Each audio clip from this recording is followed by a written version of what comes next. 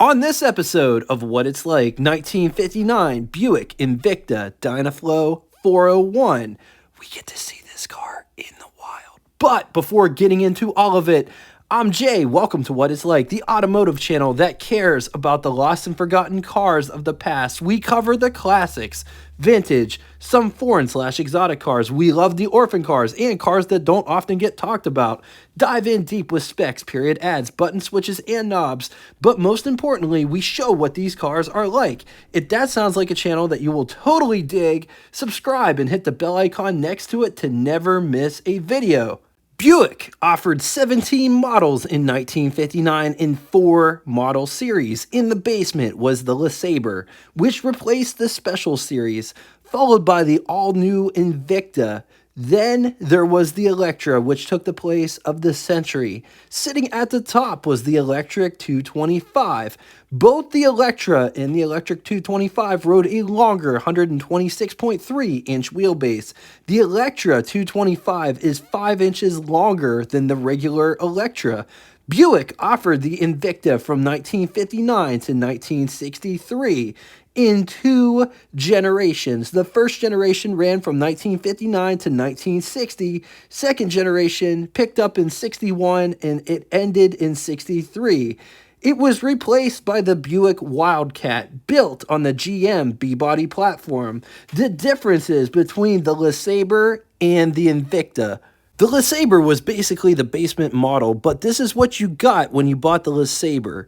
Dome light, glove box light, lighter, turn signals, front and rear armrests, dual horns, dual sun visors, electric wipers, red line speedometer, safety glass, self-energizing brakes. I'm wondering if that is the old school term for self-adjusting brakes, because that is super cool to see those in 1959.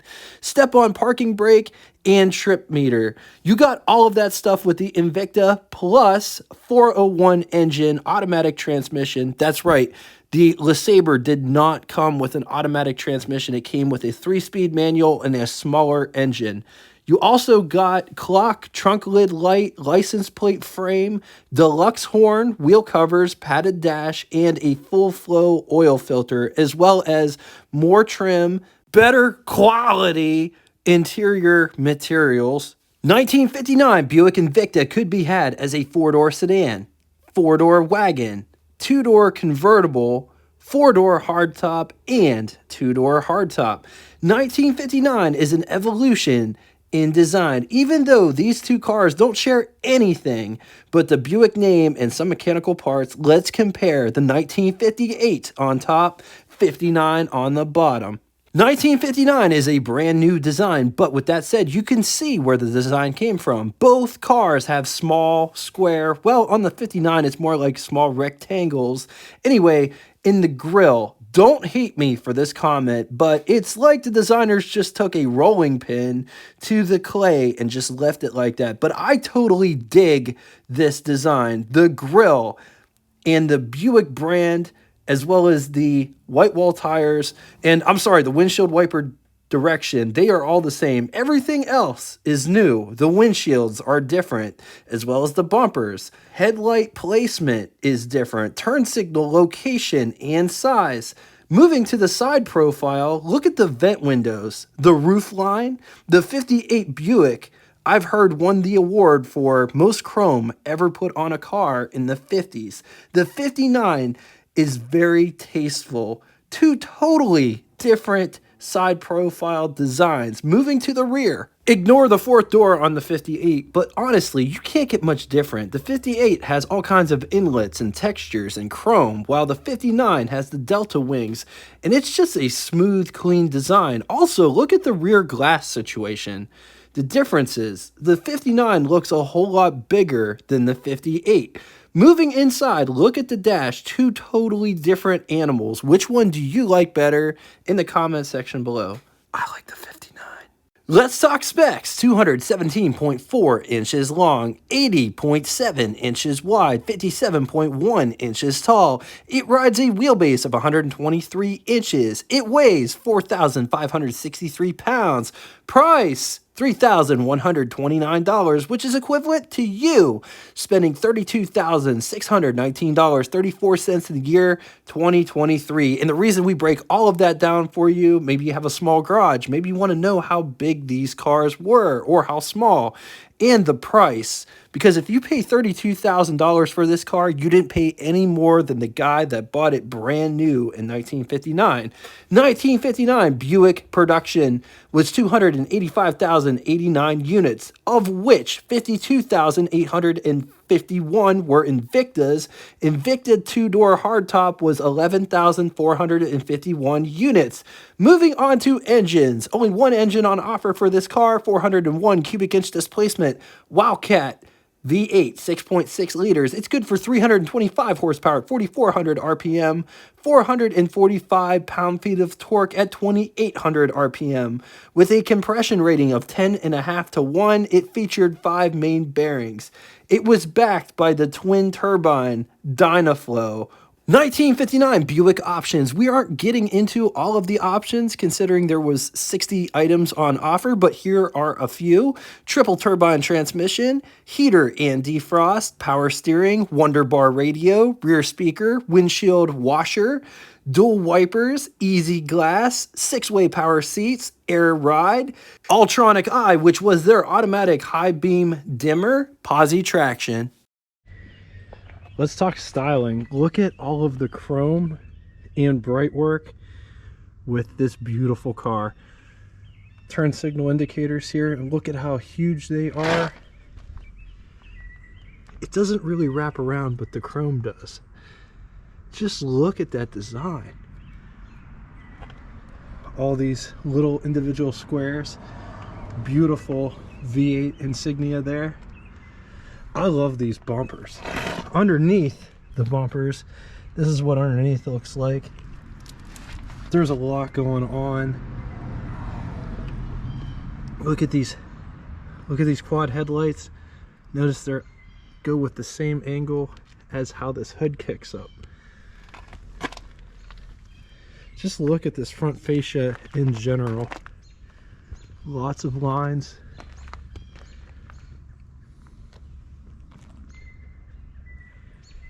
It's got this nice center line that comes to a bulge here in the front.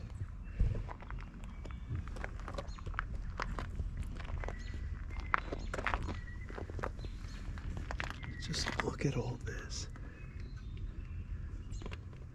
Invicta, nice and proud there.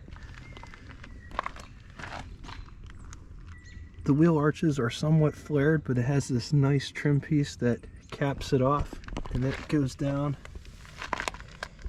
Notice it says Buick inside rocker trim piece that runs the rocker.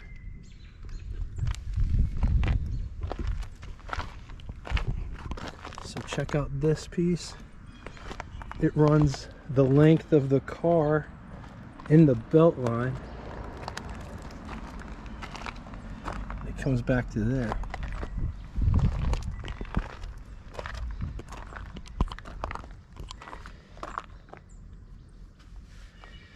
Look at these windshield wipers. So this car does have drip rails on the top. Look at this. This side fin starts right here, and it keeps protruding outward as it goes back. Look at how aggressive that is.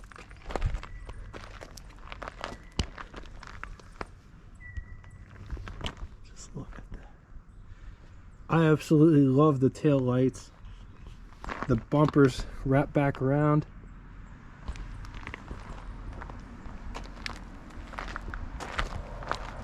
License plate light. Gas fillers behind the license plate. Beautiful Buick insignia there. Underneath the rear bumper, there are backup lights on each side. It's just a very clean bumper, rear bumper design. Just look at this from top down.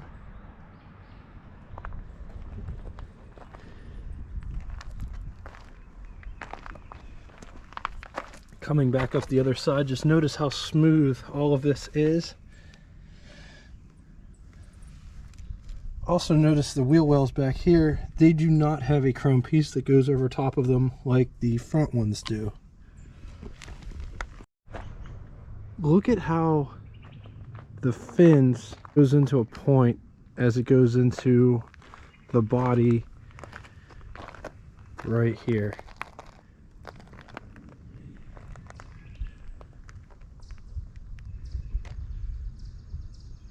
It's almost like a wedge.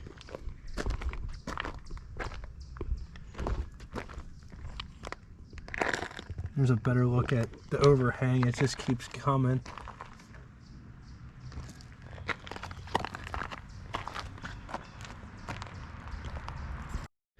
Look at the location of the mirrors, and also look at how they are designed.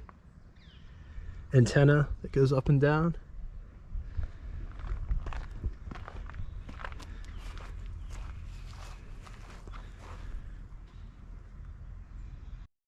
Coming up and getting inside, but before we do, check out this indentation for the keyhole. That almost looks like a little indentation of your eye. Door handle. This door's got some heft to it. Here's what the door panel looks like.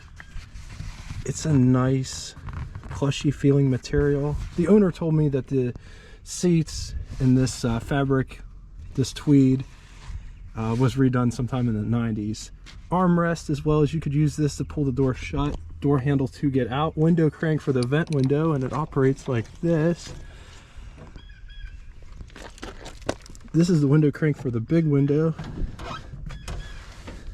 And just notice it's all trimmed out. And it's very thick too, like there's my fingers for reference. Coming down inside the pedal box down here, parking brake release, brake pedal, gas pedal. There's a vent right here in the footwell, but I don't see the actuator. So I just wanted to show you how I get in these. I've heard people knock their knee off of this, but I don't have that problem. I just slide in over here. Okay, that's what the door sounds like shutting. Here's what over the hood impression looks like. Here's what first person over the hood looks like. Underneath the steering wheel, there's plenty of room to put my hand in between the steering wheel and my lap. And the reason we show this is because if you're the same size as me, I wear size 36 pants, you will fit in this car as well. On to the button switches and knobs, starting on the top left and moving right. Left turn signal indicator. The 75 is a very crude speed limiter. When you pass it or exceed that speed, a buzzer goes off. Speedometer, right turn signal indicator, headlights, as well as dome light on and off switch. Wipers, the windshield washer feature activated by pushing the center of that button. Coolant temperature, oil pressure, the bottom is for cabin ventilation. Odometer, tripometer, there in the center. Drive modes right underneath it. Park, reverse, drive, neutral, low. Dynaflow is the transmission this car has. Amp meter, gasoline gauge, heat and defog, de-ice. Clock, ignition, lighter, antenna, up and down, Wonder Bar radio, bass and tone. There is also a light right above the radio, speaker front and rear, and radio station seek. So I have to show this on here because I can't show it on the cinematic camera. There's these little tiny levers, and you move those. So you see at the bottom here, it says off, heat, high, and then at the top here it says off, heat, high. This controls the top one. The bottom one controls the bottom one, which is off, defog, de-ice. So you just move that over to where you want to move it to. Same thing with this one over here. The top one says off vent left, off vent right. That's where the vent control is. That is so cool. Up above, there are sun visors, and this is what it looks like. They're pretty good size. There's one over here for the passenger as well. Nice rear view mirror with daytime nighttime feature. On to the glove box test. Here's our test subject. Here is my hand for reference. Here is our glove box in question.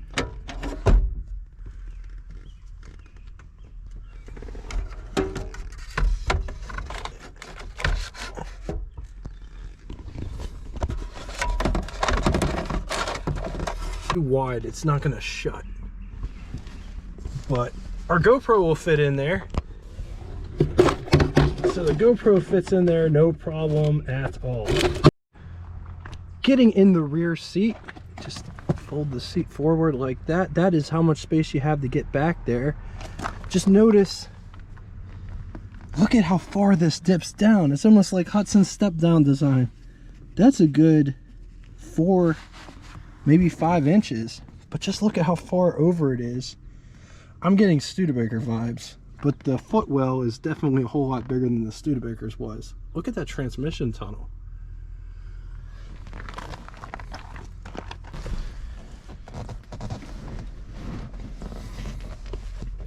So here's what the front looks like from the back. Let's take a real quick gander at the greenhouse or the pillar to glass ratio. This is a nice airy car. Look at how big that back glass is. That's what visibility looks like out the rear from the rear seat. Let's take a look at the seat profile. So you can see it's a bit odd. It's rather upright and it does dip down quite a bit in the back. This is what my knee situation looks like. I don't really have any knee space. This is what I look like sitting in the back seat. I know I need a shave. I'm looking kind of homeless or maybe Amish, but my head is almost touching the top of the headliner. Let's talk creature comforts. There is a dome light in the center. There are coat hooks. There's a coat hook there, but not on this side. No, look at all of the bright work inside here. It's like sitting in a piece of jewelry, this car is. And it's nice and bright. I will say that just sitting in here just for a little bit, it feels like my hair, not my hair, but my face is getting baked by the sun from this big window. Armrest, ashtray,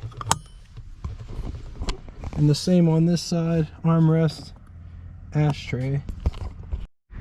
Coming to the under the hood section, getting under the hood, it's right here in the center. There's a indentation where you just, and it's all one motion. The hood is pretty heavy. It's extremely heavy. This one has an aftermarket fan, power steering, alternator. Look at the fuel pump way down inside there.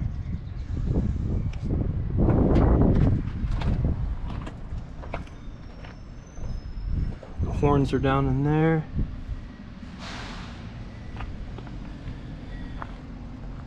I don't usually show this part, but look at how this hood is designed. Look at how it's all cut out here to fit that, but not only that, but the piece in the middle. Take a step back here so you can see it. Very interesting hood design.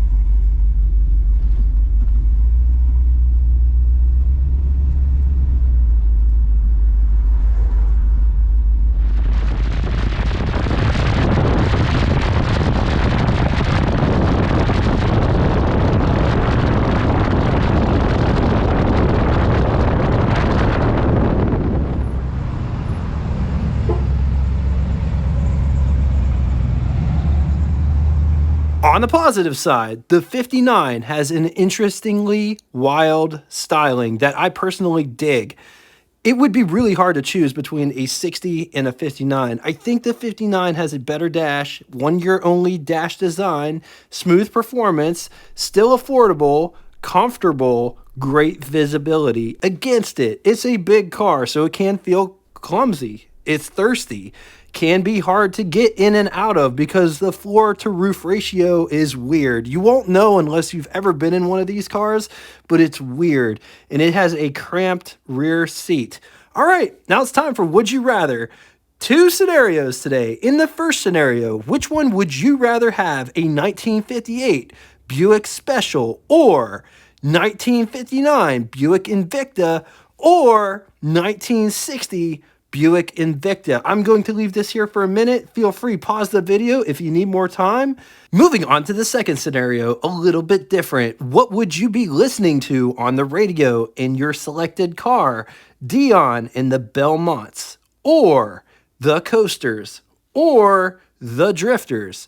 Going to leave this here again. If you need more time, feel free, pause the video. Speaking of music, now it's time for Name That Tune. First person to give both the name of the band and song title, first person to do both correctly, will have their comment pinned to the top of the comment section. Thank you all so much for coming out and watching this. If you'd like to get in touch with me, shoot me a comment in the comment section below, or check out our Facebook group that correlates with this YouTube channel. If you don't have Facebook and would still like to reach out to me, send me an email. All of that information will be linked in the description below. Just know I appreciate all of the support, and until next time, toodaloo!